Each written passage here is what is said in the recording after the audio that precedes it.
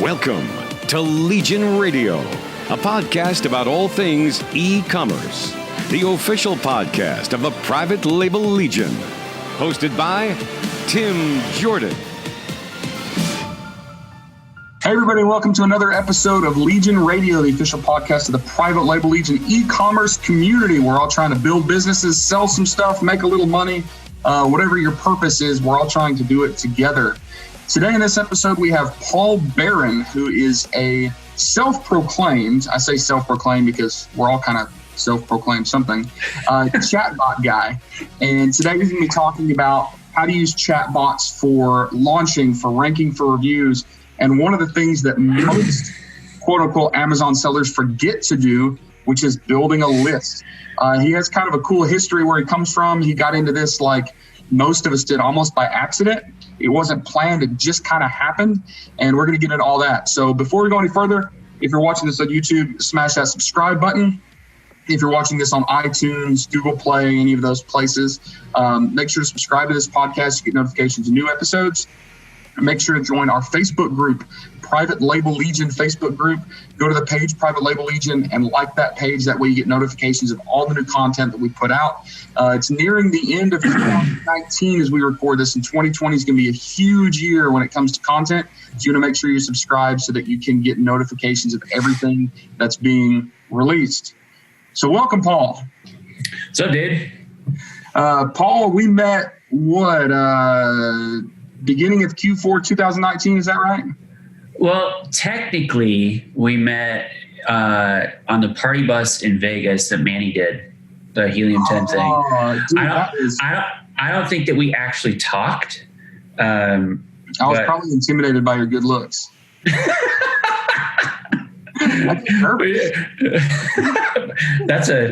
I appreciate that because I feel like I mostly look like a tired dad.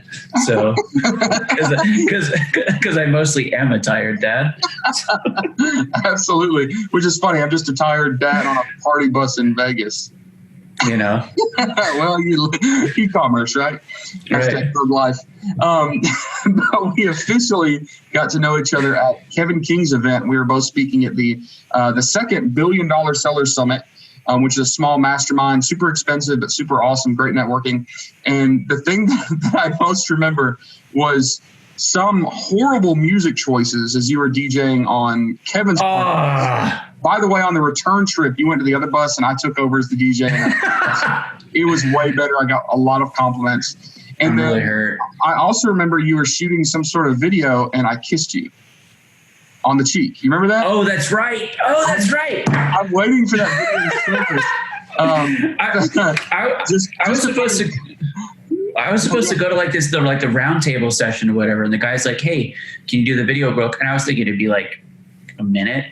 It was like 10 minutes. And I get in there and like everybody's asking questions for Ivan and Super Kevin who are in there. And I'm like, okay, well, I'll just sit here and not do anything. But then you came out, you were shooting that video, some testimony or something. And I remember I was walking to the group of people. I'm like, there's Paul. Do you think he'll freak out if I kiss him on the cheek?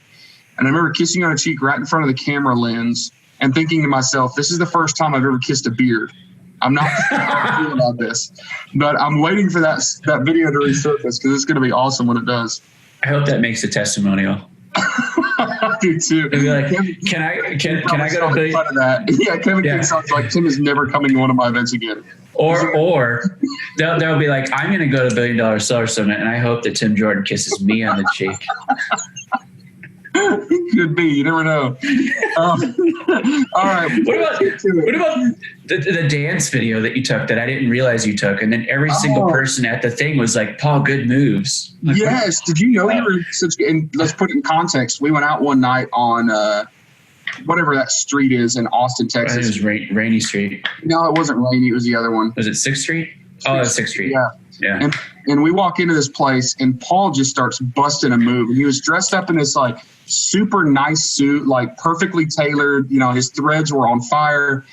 And he just goes in and just starts dancing like a freaking boss. And because this guy comes up to me and he starts dancing in my face like it's like a dance off. And I'm like, oh, I got this. And it was epic. I remember like the floor cleared away and you started taking up a vast just swath of real estate on the dance floor because you were doing crazy moves in every direction. And like at one point I looked over at you and like your eyes were closed and you're just dancing with your eyes closed. And I'm really feeling this. And I shot like a minute and a half or 2 minute video. It was really funny. Events Facebook group, and you didn't even realize I did that. So the next day, everybody's like, "Where's that dude that dances?" And you're like, "I don't know. What are you talking about?" Because you've never been the quote unquote dude that dances, and you just absolutely just crushed it. So that'll be my next course. That'll be my if I start another course, it'll be on how to dance.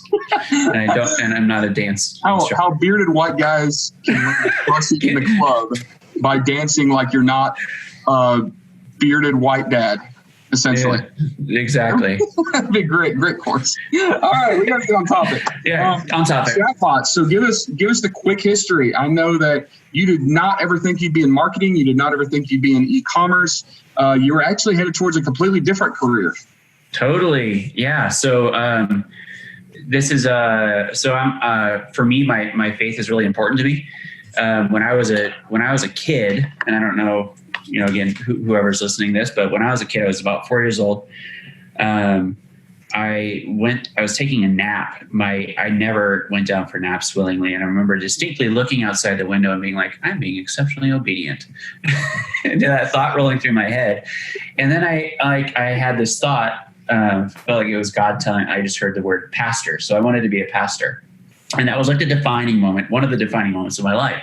So, you have like a little 4 or 5 year old kid asking, what do you want to do? And I'm like, well, I'm going to be a pastor. And I went through various phases of being like, well, I'm going to be a fireman pastor. And then I was going to go to the Air Force Academy and I was going to be a chaplain. But I was going to be like an Air Force and an Army pastor or something like that. All the normal little boy stuff. But like the pastor thing was about a part of it. So I went to school for pastoral leadership at Hillsong International Leadership College in Sydney, Australia. And one of the things that I've always been entrepreneurial from a young age. I grew up in Colorado. I would shovel snow if I wanted to go skiing. I just go shovel a bunch of driveways until I made. Back then, lift tickets were like $40. Yeah. So you do I was charging like $8. So cheap. If there was a kid that came to my house and said $8, I'd get him on retainer. I'll pay for the entire winter in advance. I'll give you $80, and anytime it snows, just come over here. And then if it snows more than 10 times, I'll give you more money. But yeah, yep. So I was always starting random little things like that. And I interned with an organization that worked getting drug addicts off of drugs, and it was called Teen Challenge. The centers that they ran, I was in Portugal doing this thing. This is prior to me going to Australia. I didn't tell you this prior to the show starting. So you're like, oh, that's interesting. Yeah, okay, cool. Keep going. Yeah, Portugal's cool. So they had Teen Challenge. Basically, they had 5 centers, and they operated like businesses in the sense that they would get drug addicts off the street and teach them a skill. So there would be one of the centers had a print shop, a metalworking shop, a woodworking shop. They had ceramics, and so the students, they weren't addicts. They would clean up and they would enroll. They'd become students, and then they'd learn a skill. And in that skill, then they'd have something to put on a resume, or they could start their own business. And for me, that was amazing. You're changing people's lives. You're helping them, positively. They're getting off drugs. You're giving them a skill. And one of the guys that I met, he ran a coffee shop. Well, it was a bakery, but they called them coffee shops where addicts could come in. And he ran a bakery. He was a graduate of the program, and he learned how to bake in the program. So a year later, I went to school in Australia for pastoral leadership, and my thinking was that I want to go plant churches and be a missionary and do what I learned at Teen Challenge, start businesses. The problem was I had never started a successful business. And came home for summer break, which is winter in America, and Christmas. And I came home and I made my mom promise. I was like, okay, Mom, if I come home, you need to promise me that I will be able to get back, because money was tight. I was working. I had a work visa as well in Australia, and I could work 20 hours a week. And I was working basically enough to pay my tuition and living expenses, because it's just, tough financial times, 2001, 2002. Came back and could not get back to Australia. Like every single door that could close did close. Like I had lined 3 jobs up. All of those fell through that I could work while I was here. My dad got laid off from his job there. They were going to be refinancing their house. That fell through, and then they got foreclosed on. Like it was seriously, dude, like everything fell through. No money, couldn't get back to school. And I just kind of was like cast adrift because, I had like this idea that, okay, I want to be a pastor and I got to, finish this training or whatever and come back to America. I don't have a degree. All of my friends are in college. I don't really want to go to college because I want to be a pastor. I'm like, oh, whatever. I don't know. So kind of kept starting random stuff, had a knack for design, had a knack for marketing. In between like working coffee shops and stuff, I started a videography company. Don't ever do wedding videos. It's terrible. And if you do, charge like 10 grand because it's terrible. Did that, started a web development agency with one of my best friends. And that was literally, we were learning how to develop while we were selling websites. So you're basically just a normal entrepreneur. I mean, right. Bite off more than we can chew. We figure out how to swallow it. I like the term exactly. Fire hose. Totally. So that was, but all this, like the thread of like sort of marketing kind of wove through just because that's just the way that my brain works. Is like, it's natural for me. I got hired at a web development marketing company here in Loveland. I was employee number 12. Loveland is near Denver. Loveland, north of Denver. Yeah. And about an hour north. So I was employee number 12. And this is right before I got married. So, go from like not making any money ever, my goal being a pastor. I think the most that I'd ever made in my entire life was like $24,000 a year or something like that. And I got promoted a bunch there. I set up some key partnerships. We went from getting 5 leads a week to about 20 a day within my first 3 months from some stuff that I had done. And that company's exploded. And because of those partnerships, like we went up to like 100 employees in the first year. And it was really it was really cool because just to see that, like, I felt like validation, right? Like, because went to school, 5 years later, I'm stuck in America. I still kind of felt like cast adrift, didn't know what I was going to do. Want to be a pastor. That fell through, obviously. And then I started, like, I have a knack, like I'm actually good. Like I'm actually good at something. Mm-hmm. Don't have a degree, and got fired from that job 3 years later. And it was kind of like a downward, the company was growing too fast. They were going through a lot of growing pains. And it was just time for me to move on. And I'm glad that happened. It was really painful at the time. I went through a period of depression for like 2 years. But that really forced me. That was the thing that really forced me into entrepreneurial stuff. I picked up sort of odd jobs here and there. Because of my networking and marketing in the community that I'm in, I was known as the guy to talk to for web marketing, digital marketing, and web development. And so that was, technically I think I got that job. It was almost 10 years ago. And started an actual agency that I knew what I was doing. Was working that right. This time I wasn't learning on the job. I mean, I still was, but I actually, if you're not learning on the job, if you're not always learning on the job, you're doing something wrong. But you weren't selling something you didn't have a clue how to do. Right. Exactly. I knew what I was doing, and I knew that it was funny. Like, I didn't want to do it because I know it's terror. I hate it. I don't like that. It's, anyway, I did that for about a year before I heard about, the whole Amazon selling space. In my head, prior to that, I had always thought of Amazon as a race to the bottom. I thought of it like retail arbitrage, and like, whoever could sell the trinket for the least amount of money won. And that was what I thought Amazon was. And I found out, no, you could make your own products. Like you could make a better, this is a little thing for my camera lens. Like you can make a little better air puffer cleaner thingy and sell it, and that could be your brand. And I was like, the light bulb went off, I'm like, this is exactly what I have been doing for clients, driving traffic to their websites. Why didn't I think of this? And it was just like brilliant. Products went live the very first Prime Day. It was like such luck. Like it was crazy. We had 9 sales our first day.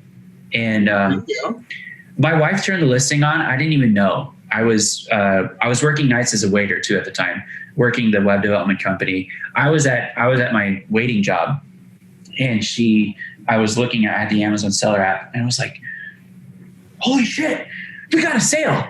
And then we got another sale. And like nothing will ever beat your first sale, like ever. Yeah. Like it was crazy. So I'm in business with my wife.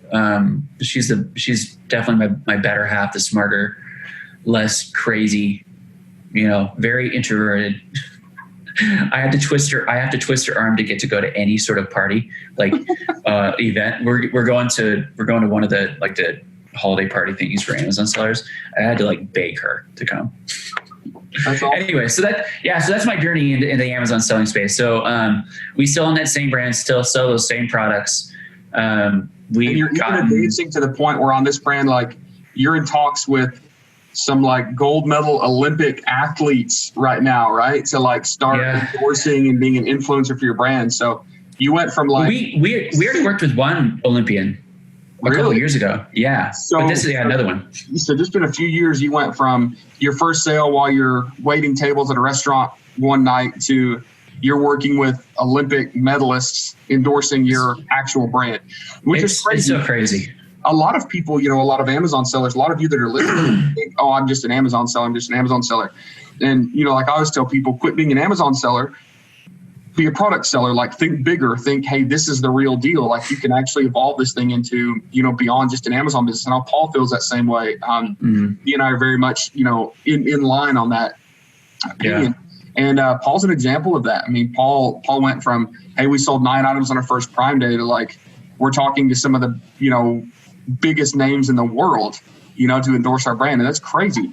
So it's one of those things I don't know. I'm just so blessed. And, I think through everything is always, life is hard. Being an entrepreneur is hard, but it's cool to sit back and say we were on the Rachel Ray show to December 2016. We had a meeting with Barbara Corcoran. We did a partnership with some Olympians, and it's like we flew to their house and hung out. And one of we were working the NBA player, and she's a professional soccer player, and her husband, so the NBA player, Lauren and Drew Holiday.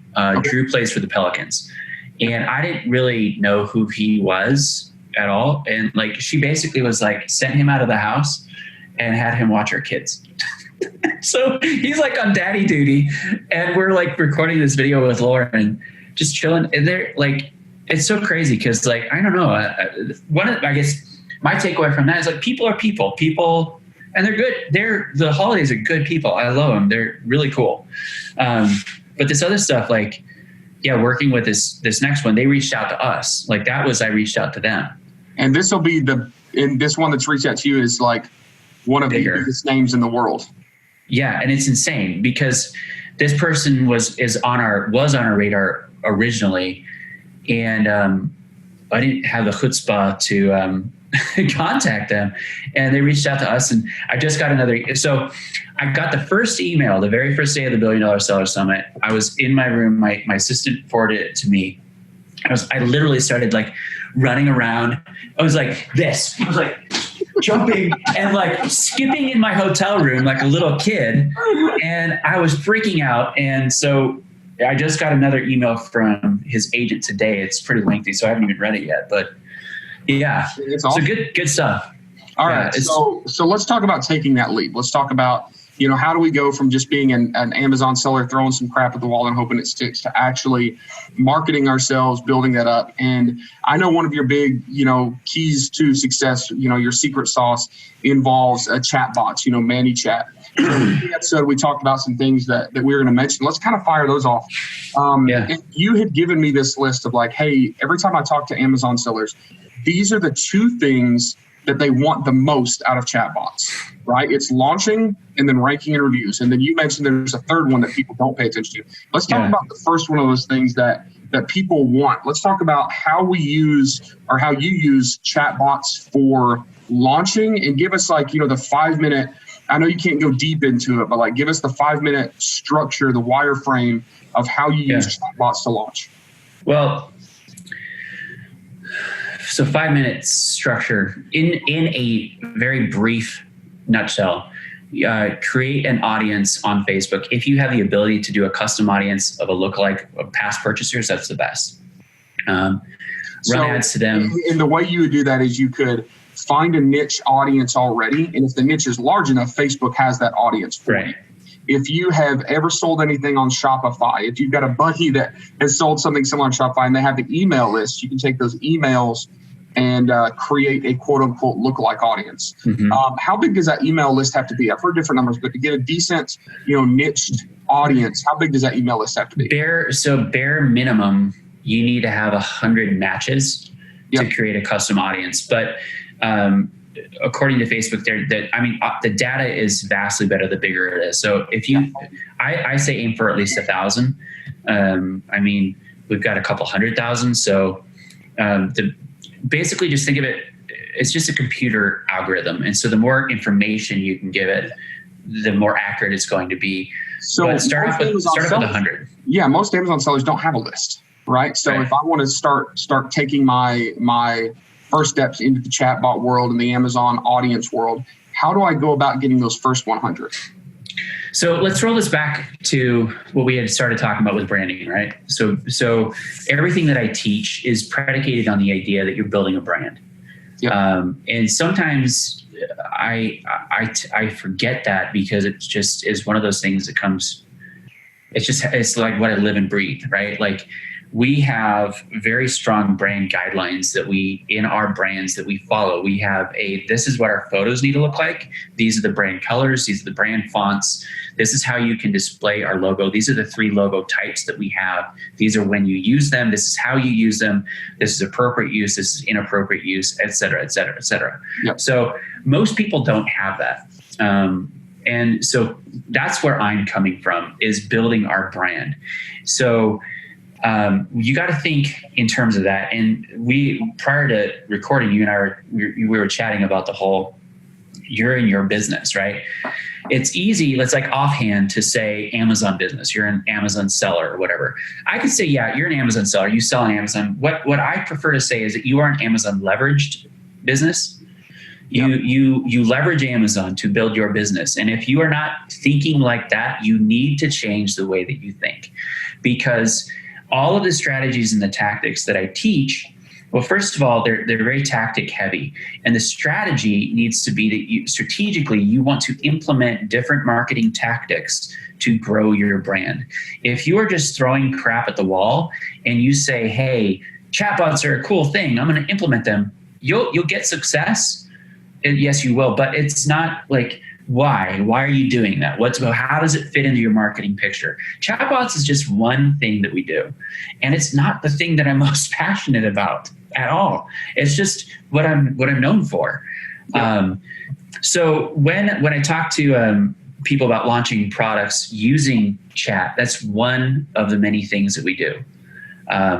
But simply, so you have your custom audience, right? So if you can build that, you can also just make an audience.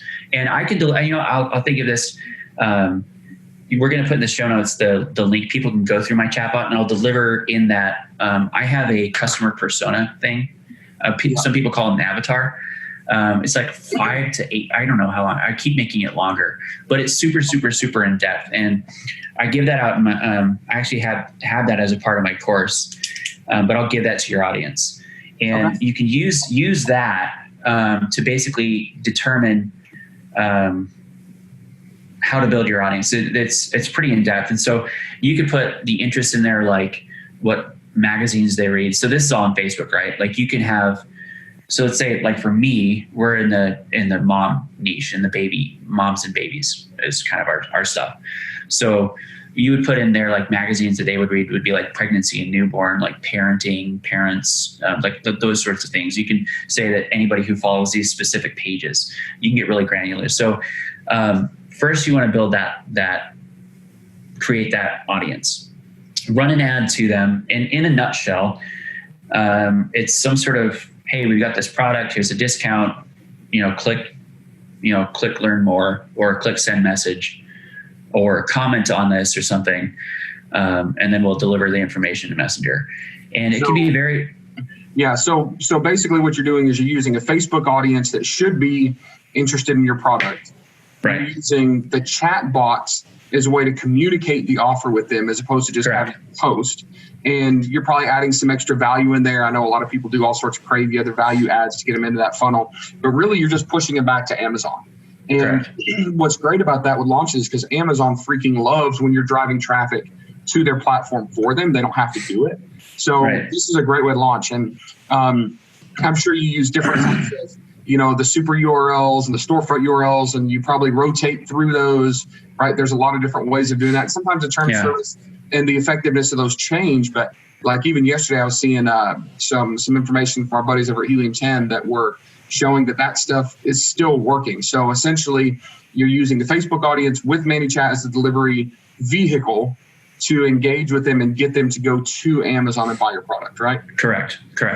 And all of this is playing into, again, I am not thinking short term, how can I game the system? How can I get my product ranking just to whatever? I'm thinking in terms of brand growth. Okay. So I need them to purchase on Amazon so that my stuff ranks. Yes. But I'm using the chatbot in that launch to build my list. Okay. And so don't go too far. We're going to get to that list. We're going to get to that list.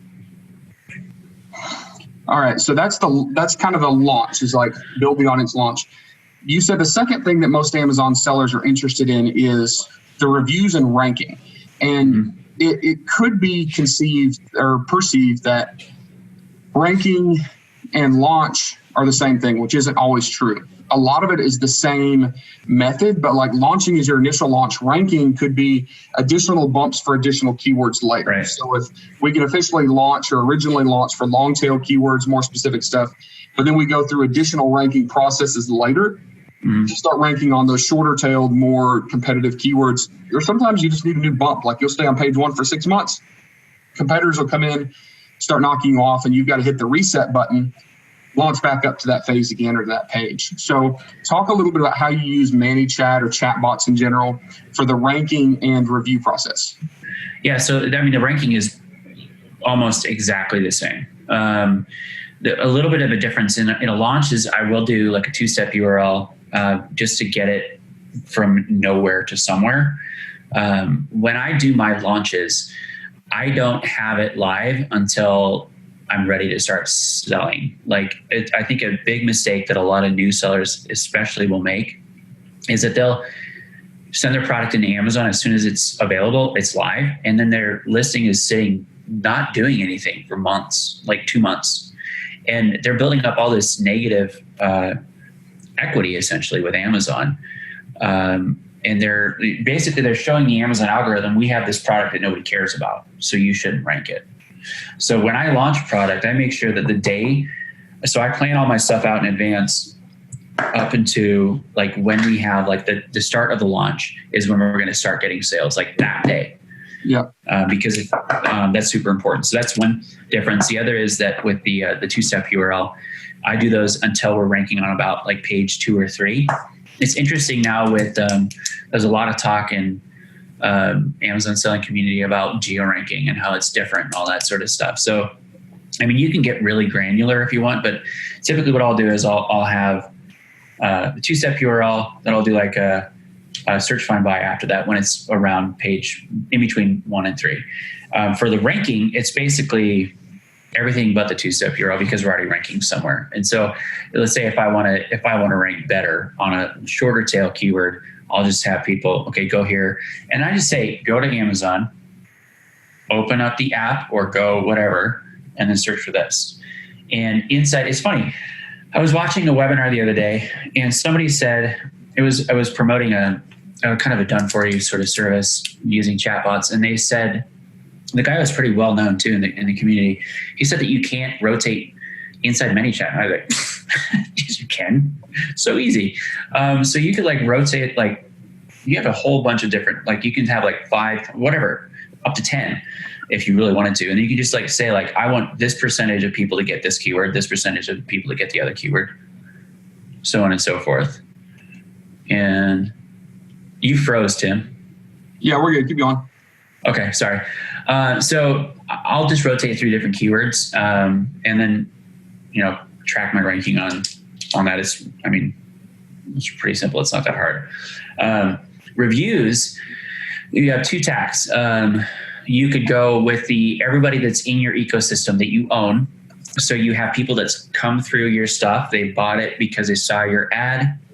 And so you have all their details.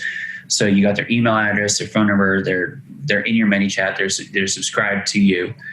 You could then follow up with them natively that way. That's the easiest. The other way, which is now almost impossible, we still have some back methods to do this, is matching audiences that have purchased your products on Amazon. So for people that don't know, about 3 weeks ago? When was it? $1 Billion Summit, because it happened that week, November 13th that week.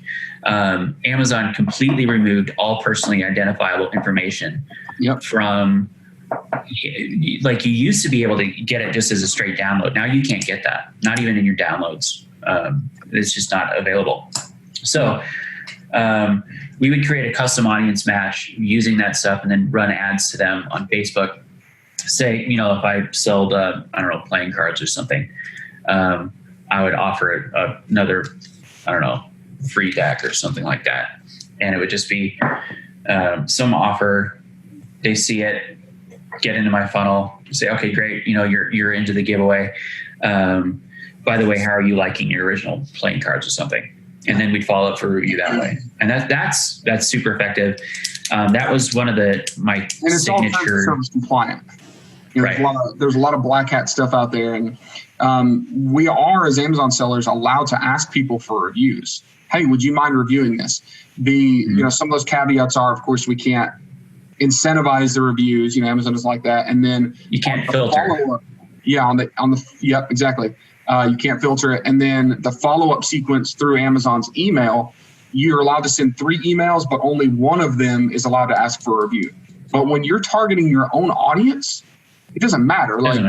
There's really no rules, because we don't have to play by their rules because we're not playing on their system, right? Yeah. So really, really powerful reviews. And most people, if you've done a good job, they don't mind. Like I would do anything for anybody, but I just forget and I get distracted. I probably have not left a review on the past 100 things that I buy on Amazon. It's not because I don't want to or I won't. I just haven't got around to it. So I don't think that people mind, hey, if you had a good experience, let us know about that. Here's a link. That's not a bad thing. And we know how powerful reviews are for not just, ranking on certain keywords, but also for consumer confidence. People want to buy products. We want to buy products that have a lot of reviews. So, this isn't any black hat stuff. This isn't like some magic sauce, but it is a way for us to be able to engage with the audience differently than we could on Amazon. And reviews are usually results of that. So it's super powerful stuff. I mean, you hit the nail on the head there. And I never advocate anybody ever breaking the rules for any reason. Yeah. I just think it's a great way for you to torpedo yourself. And it's a great way to set yourself up for failure in general, because if you start breaking the rule, I just don't. It's just not good for your brand. So yeah, the what I think of it in terms of like re-engaging with your past customers, it's just phenomenal, because what we found is in getting those reviews, like re-engaging with them, if we give them something for free, like it's going to give them a positive, they're like, wow, I bought from this company once. I remember them. And they gave me, another free deck of cards or whatever it is that you're selling. People in the nutrition space, you can get like a little sample, like a 15-day trial water sample of your vitamins. It's great, because really what you're doing is, I think of it as the review is secondary, honestly, because if you can re-engage with your past customers, it's 5 times more expensive to acquire a customer than it is to sell the existing customer. And that's based on Harvard School of Business, like actual studies have been done about this. Yeah. So if you make that transition from thinking I just need to sell stuff on Amazon to I need to create a business and own customers, and it just so happens that one of the channels that I run is Amazon. Yep. If you make that switch, then you're going to be okay. So anyway, yeah. So reviews Yes, that's the review. We've talked about launching. We've talked about ranking, which is similar to launching. We've talked about reviews. So those are the things that Amazon sellers, I hear them all the time. How do I do this? How do I do this? How do I use Chatbots for this? How do I use MENTORSHIP for this? That's great. But you were telling me that the thing that most people forget to do that should do is actually building that list to promote and to build and to establish their brand. Right. Right? So we all understand that principle. Of course we want a brand. Of course we want a list. Of course we want an audience. But how do we do that using ManyChat, coming from the world of we're an Amazon seller? Right. And this is not just to launch. This is not just to rank. This is like trying to create something with a real asset and a real value. Because right.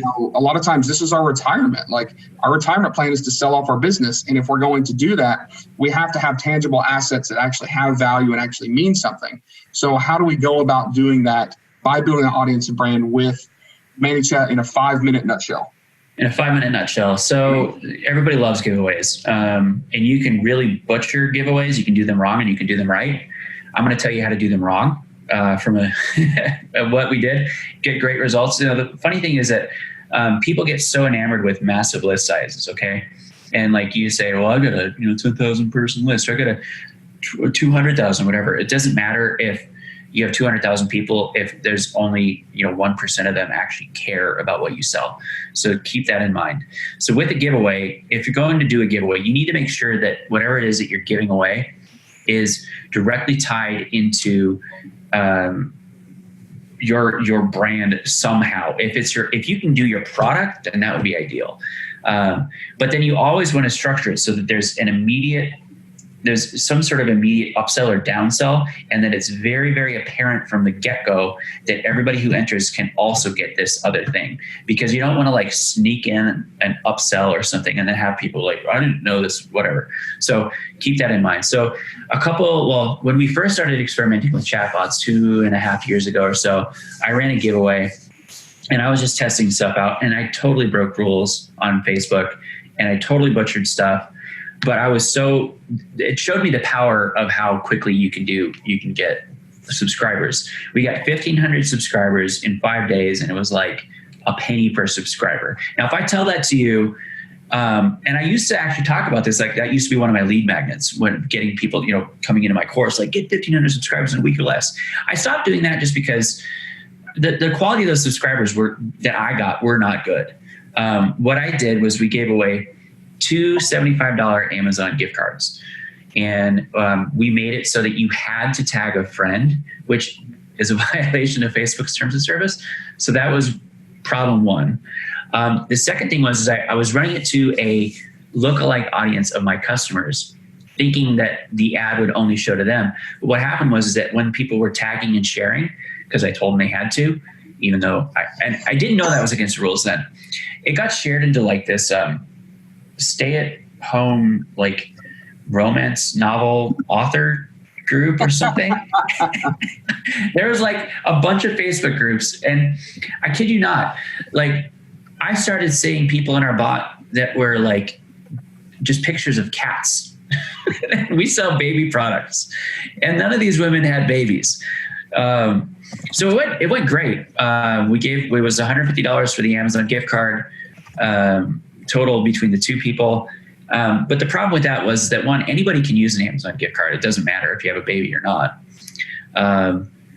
We had maybe 500 people out of this 1,500 that are still good. So still not bad return on the investment, but it muddied our list. So do a giveaway, structure it to people that are interested in your products. If you sell baby products, give away a stroller, give away a Graco, like one of those. We have a really nice run behind stroller. or something. Give one of those. What you're doing with that is, let's say if you have an unknown brand, you're just getting started. If you position yourself with a really, really well-known brand, you're kind of saying that we're on par with that in a sense. You're creating an association there. Yep. Immediately follow with some sort of upsell or downsell, some sort of discount. Then you can capitalize on it too. Inside the bot, you can get all kinds of details from people as a part of the giveaway. You can get their first name, last name, email address, phone number. You can get them to opt into text messaging, opt into email alerts. And then, you build your list. I'm getting in Chat Marketing University, this business that we're talking about, I get like 50 a week just from various different things that I have. Like I'll give a link at the end. Well, it's cmu.life. Actually, it'll be /PLL. So that'll be the chatbot link people can go through. And so all these types of links, like with Helium 10, I'm getting like 50 a week with this brand. Our other brand, we about the same, 25 to 50 people a week coming through from various different lead magnets. And then once you have that, it's yours. And and you can run it evergreen. Yeah, you can run evergreen. You can do great lookalike audiences. You can, keep promoting that brand. I know that, a lot of people say that to really make good sales, you got to touch people, 15 times or 12 times. So by having that audience, you can touch them with your branding, your message, your offer, as basically however you want to, and you own it. No one can ever take that away. So, I tell people all the time, like, hey, let's not take our foot off the gas, right? So let's stay focused on what we're doing, launching new products, getting ourselves out there, creating revenue, hopefully creating some profits so we continue to grow, all that. But let's not wait too long before we start doing these off Amazon things like building an audience. It's really easy to go a year and look back and go, crap, I should have started this 9 months ago. Because again, if you only sell on Amazon, you don't have a business. Amazon has a business that you're utilizing right now, but at any time it can stop. Yeah. Turn off. You're already throttled because you don't have those, the actual buyers. You don't have the audience. You need to start thinking right now about how to make that yours. And this is a great way to do it. And one of it's funny that the off Amazon stuff, it's so important because in the talks that we're having with this other Olympian, their agent, they're really interested in where are we other than Amazon and our expansion plans off Amazon, because if they're gonna partner with us, they don't want to partner with a no-name brand. So they want to know that when they partner with us, that people can find them. And it's good because we are making moves.